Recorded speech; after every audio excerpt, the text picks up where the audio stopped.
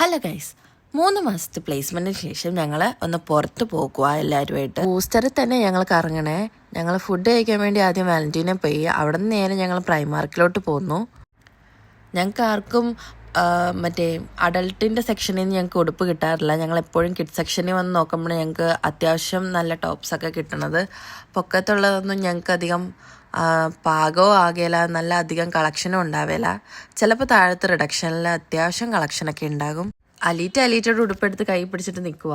അലീഷ ഇപ്പോഴും നോക്കിക്കൊണ്ടിരിക്കുക. അവളെ വെയിറ്റ് ചെയ്ത് നിൽക്കുക ഞങ്ങളെല്ലാവരും.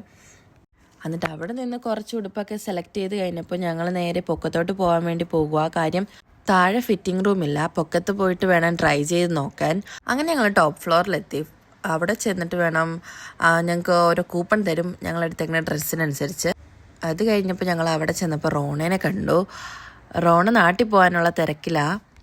ഞങ്ങൾ എന്നിട്ട് പോയി ഞങ്ങളുടെ ഉടുപ്പൊക്കെ ഇട്ട് നോക്കി.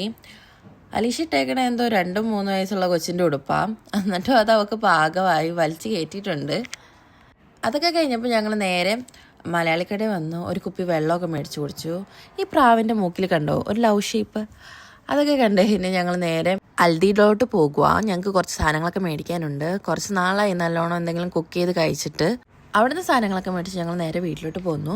ഞങ്ങൾക്ക് ഈ വീക്കാണെങ്കിൽ ഫുൾ ടൈം അപ്പോൾ ഞങ്ങൾ ഷിഫ്റ്റൊക്കെ നോക്കിക്കൊണ്ട് സിനിമ കണ്ടുകൊണ്ടിരിക്കുക. അപ്പോൾ അത്രയുള്ളൂ ഗൈസ്.